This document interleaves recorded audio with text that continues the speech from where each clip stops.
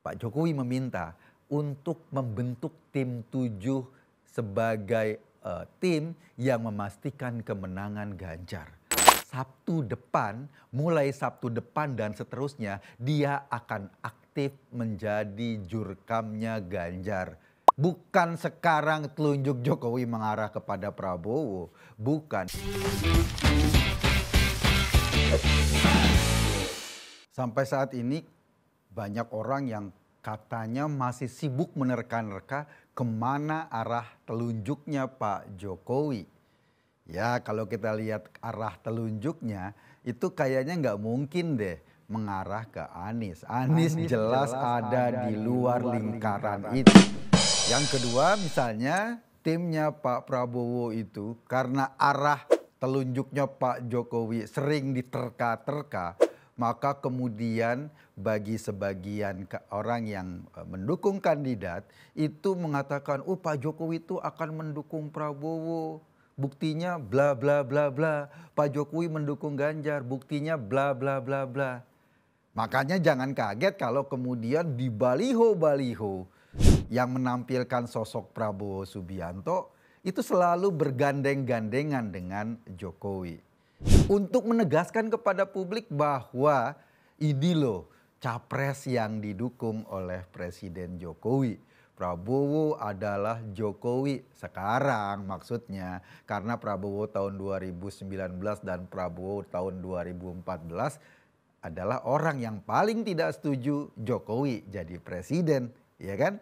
Nah, kenapa penting banget dukungan dari seorang Jokowi? Karena survei-survei menunjukkan bahkan di periode-periode akhir masa jabatan keduanya, tingkat kepuasan publik bukannya menurun malah terus meningkat.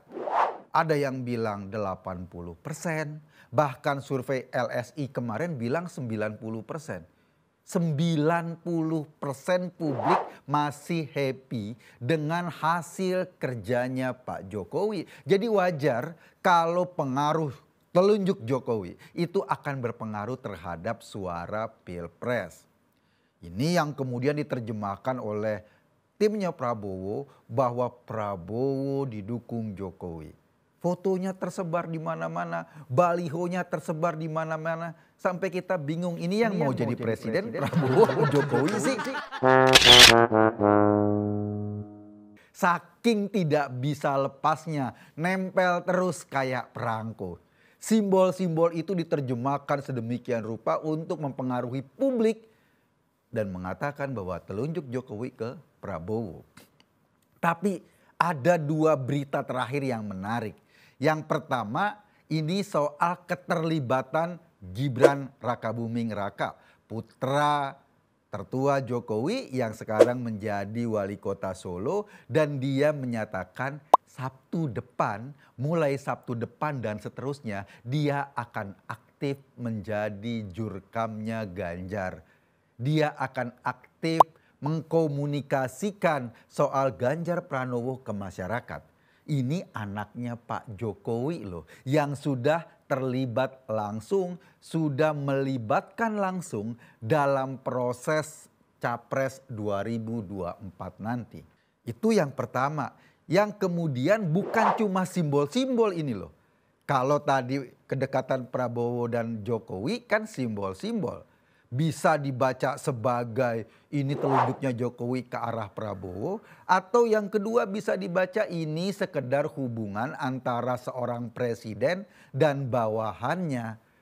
Kan nggak mungkin Jokowi menunjukkan sikap yang berbeda dengan bawahannya. Toh Prabowo masih menjadi menhan. Lain soal nanti kalau sudah pendaftaran capres dia mundur sebagai menteri. Gak ada hubungan kerja lagi, kita akan lihat tuh sikap aslinya seorang Presiden Jokowi. Jadi kedekatan Prabowo dan Jokowi ya kedekatan presiden dan kedekatan menteri.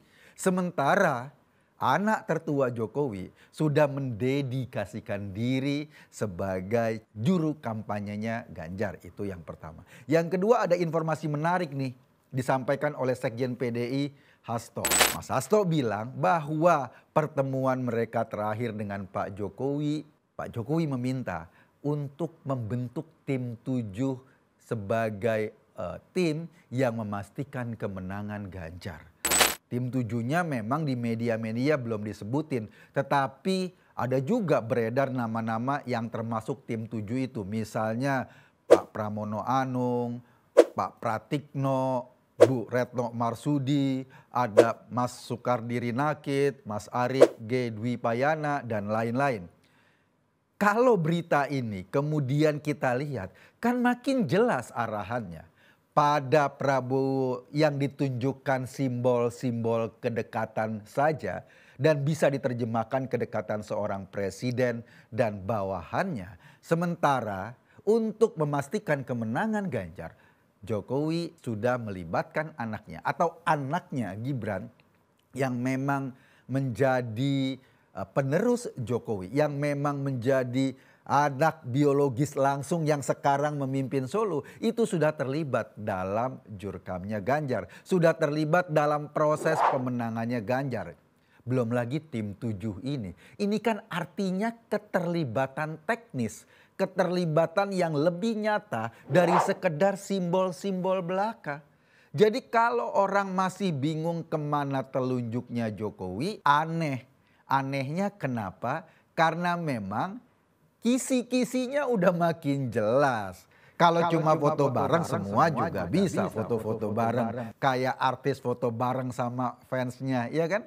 Tetapi kalau sudah menunjukkan kerja, menunjukkan keterlibatan nyata, menunjukkan aktivitas, kalaupun bukan dia sendiri karena dia adalah seorang presiden, tetapi mendorong timnya untuk ikut terlibat dalam proses pemenangan.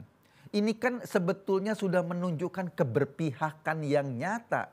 Telunjuknya udah bukan lagi telunjuk doang, tetapi sudah pada teknis pengerjaan bagaimana proses kemenangannya. Makanya dari dulu sih saya heran, kok orang bisa ya menerjemahkan bahwa Jokowi itu akan memberikan dukungan kepada Prabowo Subianto.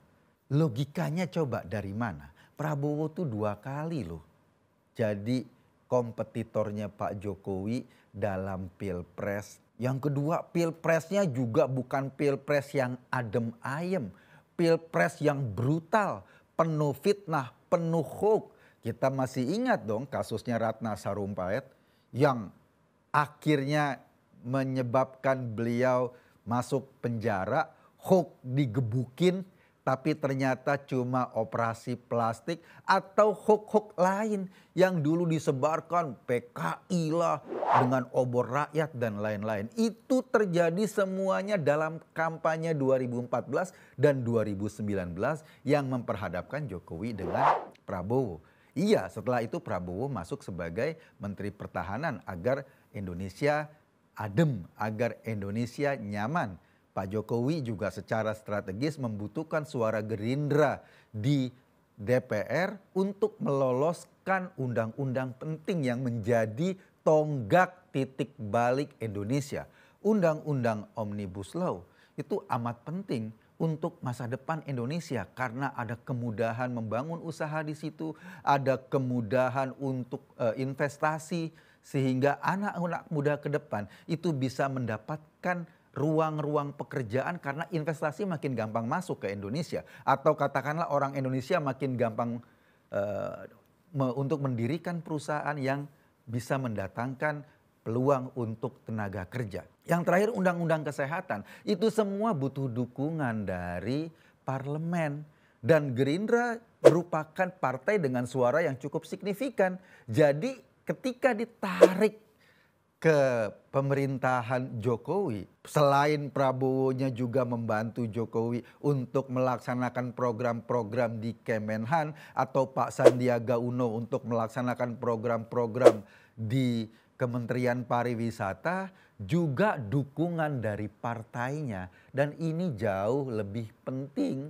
Kenapa penting itu tadi? Tanpa ada dukungan partai, undang-undang yang memang dalam tanda kutip bisa diterjemahkan dengan berbagai macam kepentingan itu agak susah lolos. Kalau kita atau peraturan-peraturan kita tidak memberi ruang investasi yang terbuka lebar, nanti gimana anak-anak muda ketika kita sudah sampai pada bonus demografi? Jadi ada strategi jangka panjang dari seorang Jokowi untuk menarik Gerindra dengan tujuan memuluskan berbagai undang-undang, berbagai aturan yang menjadi fondasi untuk Indonesia bergerak ke depan. Undang-undang kesehatan, ya kan? Yang rame kan cuma PKS, Demokrat. Undang-undang Omnibus Law yang rame cuma PKS, Demokrat. Itu semua rame. Terus ada lagi undang-undang kekerasan seksual. Yang rame siapa? PKS doang. Karena dia tidak setuju kekerasan seksual itu diatur dalam undang-undang. Seolah-olah ini undang-undang yang akan mengintervensi atau melanggar hukum. Sampai dibuat hoax bahwa dengan undang-undang ini melegalkan zina dan segala macam. Yang rame cuma mereka, padahal nggak ada tuh dalam klausul dalam undang-undang itu adalah pelegalan zina dan segala macam. Itu nggak ada, itu cuma bisa-bisanya PKS saja. Tetapi partai-partai pendukung lain termasuk Gerindra mendukung berbagai elemen ini agar bisa menjadi pondasi Indonesia ke depan. Dan ketika nanti terpilih presiden baru, pondasinya sudah disiapkan oleh seorang Jokowi. Ini yang paling menarik dari pemikiran Jokowi, sehingga dia menarik banyak partai termasuk Gerindra menjadi dalam gerbong pemerintahannya hari ini. Jadi terjemahannya bukan sekarang telunjuk Jokowi mengarah kepada Prabowo. Bukan, Gerindra dipentingkan karena Jokowi punya target untuk membuat fondasi, membuat legislasi dan undang-undang kita itu bisa menjadi bahan dasar Indonesia bergerak ke depan.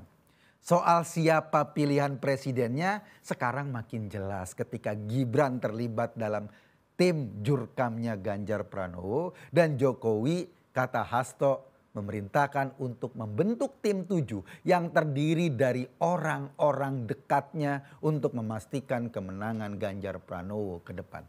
Jadi para pendukung Jokowi ya nggak usah bingung-bingung. Ini udah makin jelas, ini sudah makin transparan, ini sudah makin terbuka kemana arah dukungan seorang Jokowi.